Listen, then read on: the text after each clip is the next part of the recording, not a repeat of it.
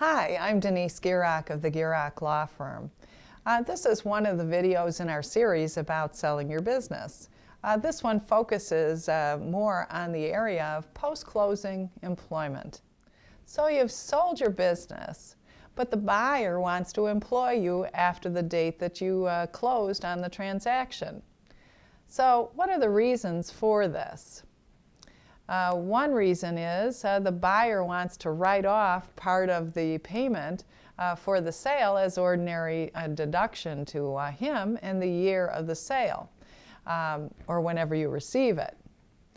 The buyer may also want to solidify the relationship with the customers of the business after the date of the sale by having you as the seller make all the introductions and connect the two of you so that they can cement the customer with the new business and the new team. The buyer may also want to have you come with them and stay with them to long-term grow the business and make it bigger. The buyer may have bought 80% of your business, and you may want to take that 80% off of the table, but you're both interested in long-term growth. The buyer brings things to the table that you can't, and so you're interested in seeing where that 20% that you left on the table can go. There are some soft issues that you need to take into account. For instance, you've always been the boss, always making those hard decisions. And everybody reports to you. How do you really feel about reporting to someone else after all of this time? What if you don't agree with those decisions? How do you feel about maybe working harder than you've done for a long time? There's a lot of this to think about. There are soft issues, however, they're real issues to you if you're going to be spending a lot of your time working for this new company, maybe for 3 to 5 years. Another issue to consider is that of your personal brand. If you have a great reputation in your industry that you're in, this may be considered your personal brand. Does working with that buyer's company enhance that brand or detract from it? Are you intending on starting a new business after you finish working with this buyer or not? Did you sell or license an idea to this buyer? Is that an asset that the buyer brought? The usual sale is that you will stay on to introduce the customers to the buyer's team. It may take a number of times where they meet with the customer and you in order to have the customers keep on buying from this buyer's company. You are there to cement those relationships.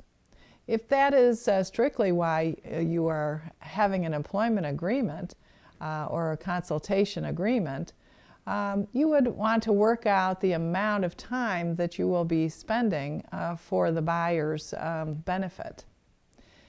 And then it may be 20 hours a week for the first 3 months, you may suggest, and thereafter as agreed to by the parties.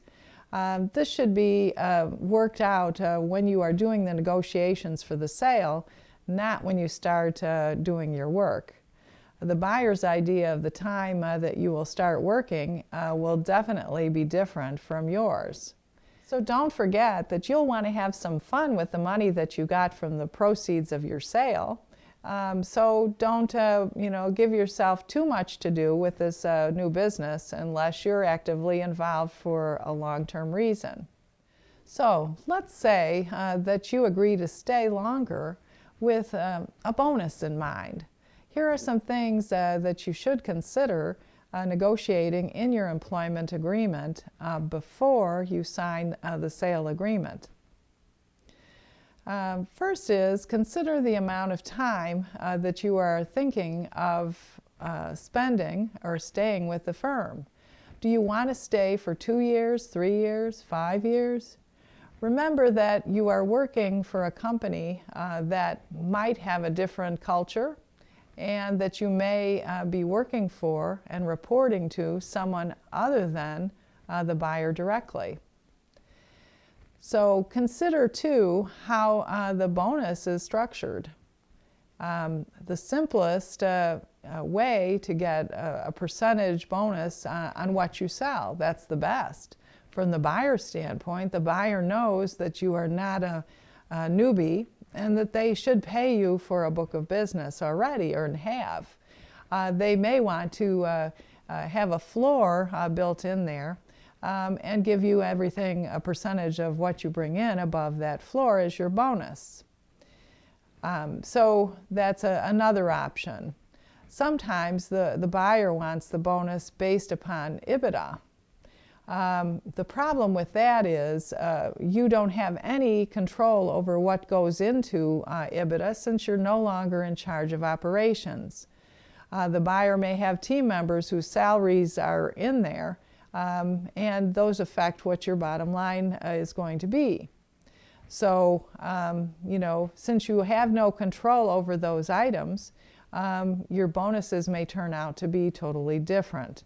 And that can take some of the fun out of working for the buyer after you, have sold.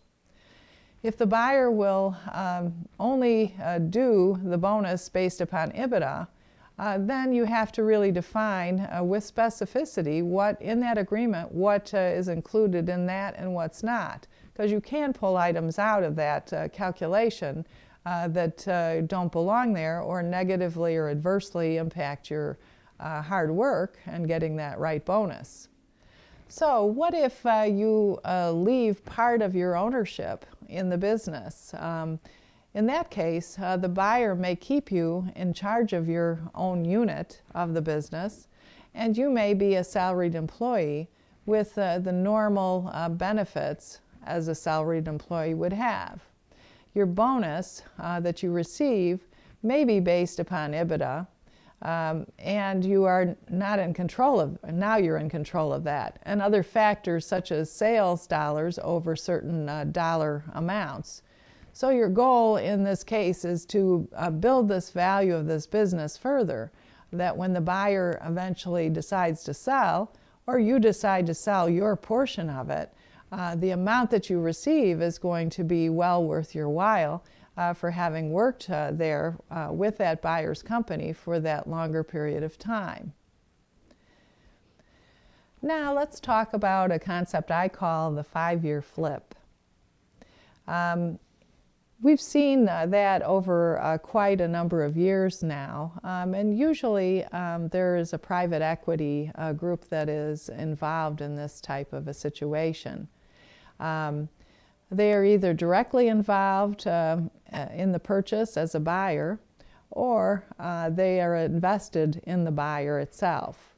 From what we have seen in the past, the private equity firm is looking at the businesses that could perform better with more capital, or that would be a good fit for another company or companies who are in the same industry, but maybe they have a different product offering or different mix. The private equity firm is usually looking at a 5-year window to buy all of the synergistic companies, raise the level of sales and the bottom lines of those businesses, and then at the end of the 5-year window, sell the whole group to a larger company who is looking for what the private equity firm has to sell. The selling company or companies are now at the level of sales that have a better bottom line than they had before, and are now a part of this larger company, where they can grow and be part of this new company, larger company. So at the end of the 5 years, the private equity firm sells and cashes out. It's in the interest of all of these businesses to grow this so that they can maximize their return. The focus of the equity firm is not long term. It's really, the long term is 5 years or so. So if you as a seller are asked to stay on in a business that's acquiring for one of these purposes, be mindful of the fact that private equity owner may not have any direct experience managing companies such as yours, and so they're the management you may be reporting to. And so you need to work out a good working relationship beforehand with whomever you are going to be reporting to after the sale, and determining that the capital and other resources you may need may be available to grow your business.